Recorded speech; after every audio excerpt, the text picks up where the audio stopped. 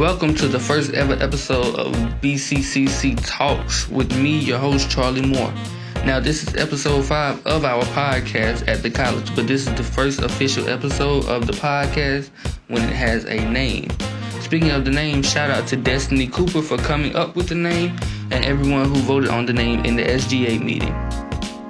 We have a special interview today with Miss Dionne McGee, who is a known entrepreneur right here from Washington, North Carolina. But first, before we get into the interview, we'll have our announcements for the week. From October 4th to October 8th, we are having Disability Awareness Week here at the college. This is where we learn more about people's disabilities, and it will be hosted by Miss Alex Shreve. Come on out October 4th through October 8th. Also, on October 7th, from 5 o'clock p.m. to 7 o'clock p.m., we'll be having our open house.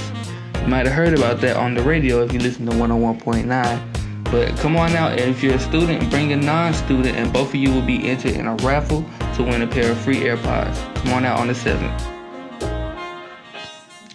I'm here with Miss Dionne McGee. She's here to be teaching a few classes here at Beaufort through our Small Business Center. How you doing today, Miss McGee? I am doing well, Charlie. How are you? I'm doing fine. So could you tell us a little bit more about what you'll be teaching here at Beaufort? Well, first of all, thank you for the opportunity. I am excited to come home. As it's been said, I am a daughter of Beaufort County, a resident of Washington, North Carolina. My family is still there, so I'm excited to talk about entrepreneurship. But what we're really coming to unpack is the entrepreneurial mindset, the shift in the mindset that helps us grow and scale our businesses beyond what we could typically think or imagine. And we all know that, business is being a solution to a problem, if you will. And what problem is it that we need to solve as business owners is what we're going to talk about. We're going to talk about some of our choices and opportunities, the knowledge that has been set aside for entrepreneurship. So I'm bringing some of that knowledge with me. So I'm super excited about that because I want every business owner that I know to be able to grow and scale beyond what they can absolutely think or imagine. Yes, ma'am. And with me, I am actually planning to be a business owner one day, or that's at least what I hope to encounter. Yes, congrats. Yes, ma'am. But I heard you speak just then in your answer about changing the mindset. And without giving too much of what you would be teaching, could you elaborate on that a little bit?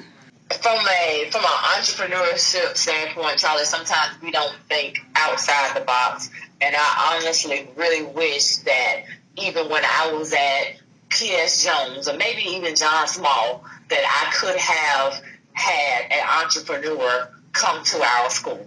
So I could have seen someone in my local community that eats, sleeps, and breathes entrepreneurship, or even if there was a class. But what we know is we must get an education, regardless of if it's the typical educational path or whether it is grassroots bootstrapping and starting businesses, right? The mindset has to be at a space where we can really see other people that are doing it. And a lot of times we struggle with starting businesses and becoming entrepreneurs because we've never seen it before. So if you've seen someone in your community start a business, and I'm talking beyond a funeral home or a restaurant, right? Yes, ma'am. You get what I'm saying? If you see that, then you say, if I see you, Charlie, so when you start your business, someone is watching you regardless of whether you know it or not, right? Yes, ma'am. So if you do this and they say, hey, well, I know Charlie. He's a member of my family. He's a member of my church or a local resident in the community. If he did it, then I know I can do it. Not only that, Charlie is a resource for me to go and ask, right? So I just feel like if I had seen it a long time ago, my mindset would have been entrepreneurial focused way before this point. Yes, ma'am. And it's very appreciative to everybody in the community because I have a few friends out here who want to start businesses also. And I'm going to let them know about when you're going to be here. Matter of fact, when are you going to be here on campus? I will be on campus on the 5th and the 7th, so this coming week. And then the following week, we'll be back that following Tuesday and Thursday. So that is the 14th. The 12th and the 14th. So we're going to be there for 2 weeks. There are going to be 4 sessions that we're going to dissect, and we're looking for some transformation We want people to come bring their ideas, their questions, so we can really get down to the crux of the matter. Yes, ma'am. And I've done a little bit of research on you when I heard we were having you here today. Okay. And I wanted to talk to you about, you went to North Carolina Wesleyan? I did. Yes, ma'am. So you have, what are they, the bishops? We are the Battling Bishops. Battling Bishops. We're the Battling Bishops out of Rocky Mount, North Carolina. I do some workshops and things for them as well. So we've had that entrepreneurs conversation. I've even spoken at Wesleyan pre-COVID. So we had some time together trying to help those students to get that entrepreneur mindset and to stay focused. We've even done content concerning first-generation college students. What does it look like as a first-generation college student to prepare for the transition out of college into the workforce? So what we have are three pillars. Pillar one is we help college students transition, as I said, from college into the workforce. Pillar two is to help entry-level employees grow and scale in their careers so they can get a seat in the executive suite if that's what they're looking for. And then pillar three is entree leadership, helping business owners grow and scale in their businesses, whether it's bootstrapping, grassroots, what have you, but it's all transformational leadership. And I do that and teach that and speak on it from a keynote standpoint, workshops, workbooks, etc., because I've been all three of those people. All three of those stages have gotten me to this point. Yes, ma'am. Listening to you is like, I feel like a kid in a candy store getting all this great information. I appreciate it. Yes, ma'am. But I want to know, what is the Ice House Entrepreneurship Program? The Ice House Entrepreneurship Program is based off of a book, Who Owns the Ice House? I am also a Ice House trained facilitator, but what it talks about is the mindset of the entrepreneur, right?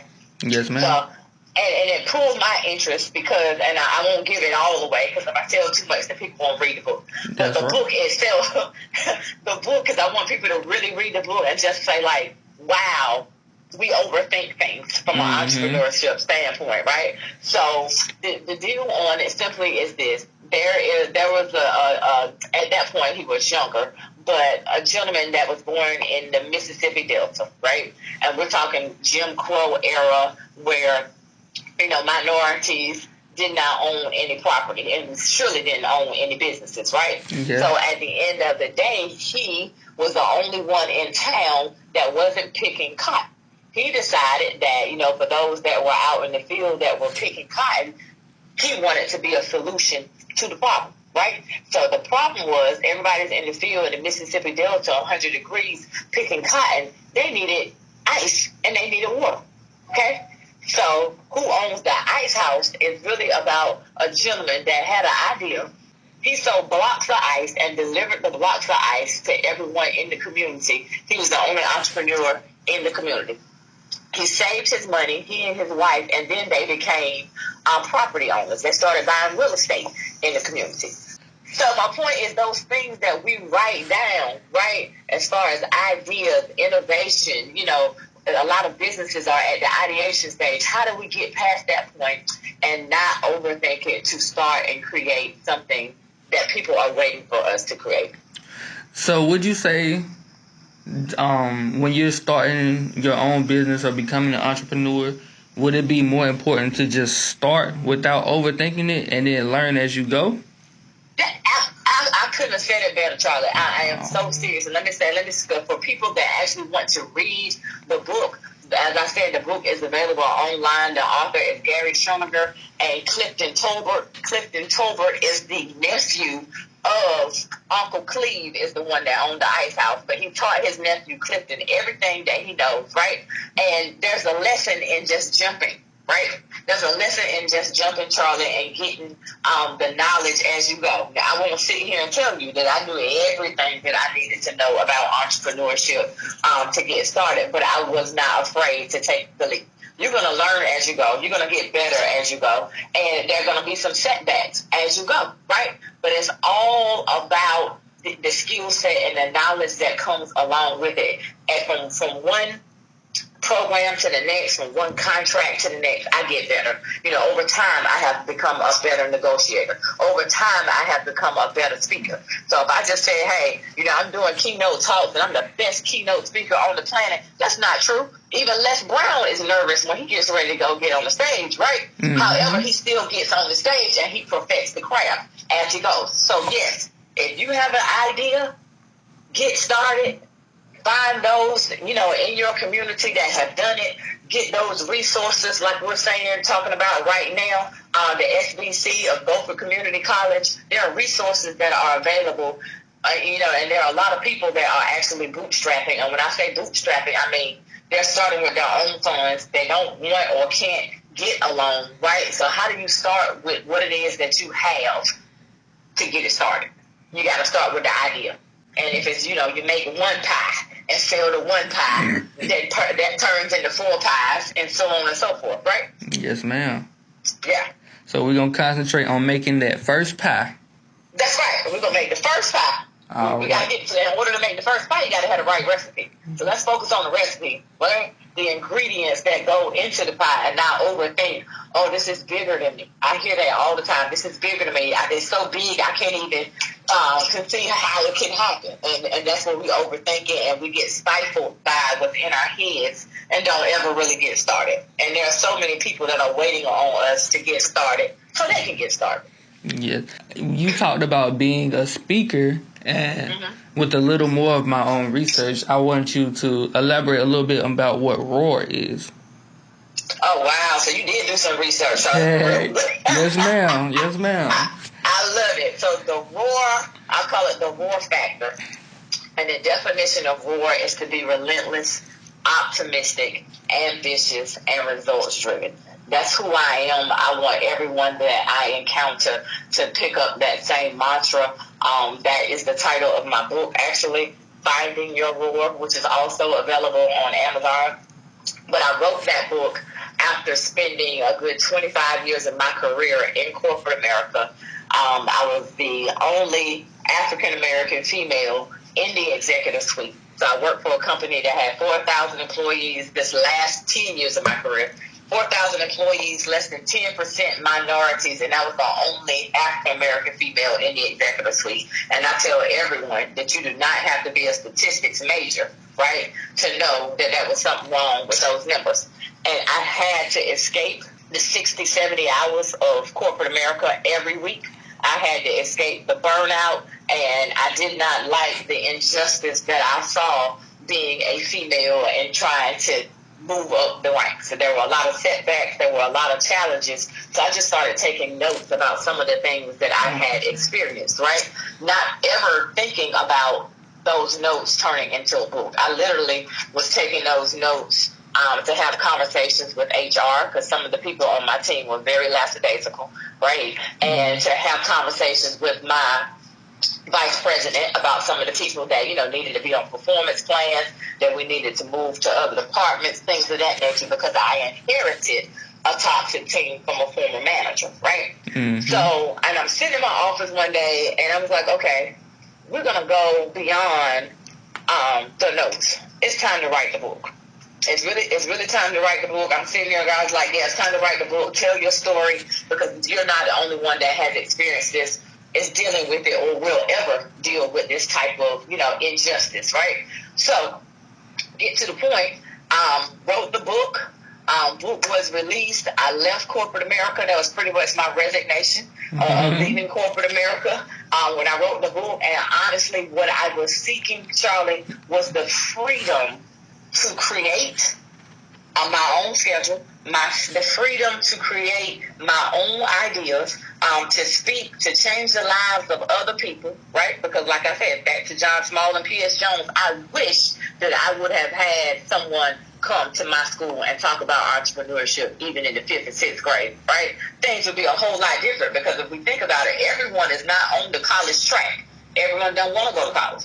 But there is something that they're great at that they can perfect and turn into a multi-million-dollar business. But they just need the training. They just need the coaching that goes along with it. So the roar came from me and all of my experiences in the workplace always working in a male-dominated industry, and I wanted to be the voice for those that are, minorities. I wanted to be the voice for the ones that were unappreciated, undervalued, right? And to let them know you still got a shot, and it does not have to be dictated by what the job, if you will, says that you are or what you have to do. You can create your own path. And that's what I've done. And I want to teach everyone that I know what this path looks like. And you can do it, regardless of how big or crazy it might seem, right?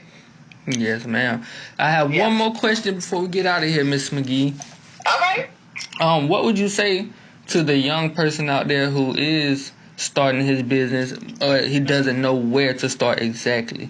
He might have 85 to 90 different ideas, but he can't put any starting point to any of them.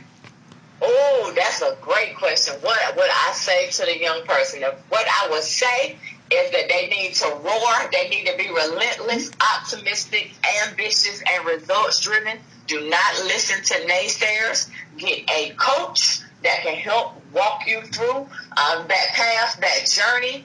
Get some resources under your belt, some tools in your tool belt, right? So what does that look like? That looks like connecting with you all at Beaufort Community College, taking some of the classes that are available at the SBC. So they're baby steps, and everything does not have a price tag associated with it because, like I said in the beginning, sometimes we overthink things, right?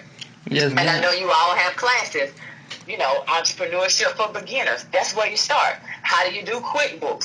Things like that are resources that help make us stronger as we walk out what entrepreneurship really looks like. But don't overthink it. Have your list of ideas. When I first started my business, I laid out every skill that I had, every certification that I had, Charlie. And that turned into us moving beyond just speaking, but having a full leadership, professional development, and business consulting firm. So that's because I had to get it out of my head and put it out on paper, and then I began to surround myself with people that had businesses because I wanted to make sure that I was a sponge. So it's not that I just always want to give information. I'm absorbing at the same time. So even when I come home next week, I am coming to be a sponge. I'm coming to learn and to share all at the same time. So to the young person, start where you are with what you have. List everything out. Surround yourself with amazing people that are doing what it is that you want to do, and make sure you get access and tap into some of the courses that you all are offering. Those are my 3 tips. All right. Well, Miss McGee, I would like to say that you are truly an inspiration, a leader to me. And with this short conversation that we've had, it made me want to follow you and do so much more. I'm really appreciative of this conversation we've had today. I love it. I appreciate it. And since you said follow, I am on all platforms: Instagram, Facebook, LinkedIn, Twitter. I tweet occasionally, but all things are at DG McGee Motivates. I would love to connect with you, Charlie, and whomever gets the opportunity to listen to this. I want to make sure that we're reaching the masses. We provide tips, tools, strategies. We let people know where we're doing workshops at, workbooks that we have available to help you all grow and scale in your businesses. And we also have a program that I have to tell you about before we go. A program that my company is leading is called the Eastern North Carolina Entrepreneurial Promise. It is designed for business owners in the eastern part of the state. We just completed cohort number 1 a couple of weeks ago. We will revamp top of the year in January. We're going to do cohort number 2. We work with 10 companies to help them grow and scale their businesses from 6 to 7-figure businesses. It is funded by NC Idea, Partner Capital, and the Institute, which is ICAP out of Durham, North Carolina. We help them create websites. But actually, we partner with the company. So all the companies walked away with full-blown websites. We gave away $7,500 worth of grant money to help them grow and scale their businesses. And now they have tips, tools, and strategies and strategic plans to go to the next level. And I couldn't be more proud than to represent Eastern North Carolina and to create and lead that program. Yes, ma'am. Tell us one more time when you're going to be here at Beaufort on campus. I will be at on the 5th of October is session number 1, and then the 7th and the 12th and the 14th. I am excited about it. I want everyone to bring all those notes, all those ideas that they've been writing down and thinking about, and all those questions. I want to get you some answers, and I want to get the juices flowing so we can get beyond the paper and get some action going. Yes, ma'am. I'm Charlie Moore, and this is Mrs. Dionne McGee. Y'all come out on October 5th to come see her. Thank you so much, Charlie. I appreciate you. Yes, ma'am. Thank you.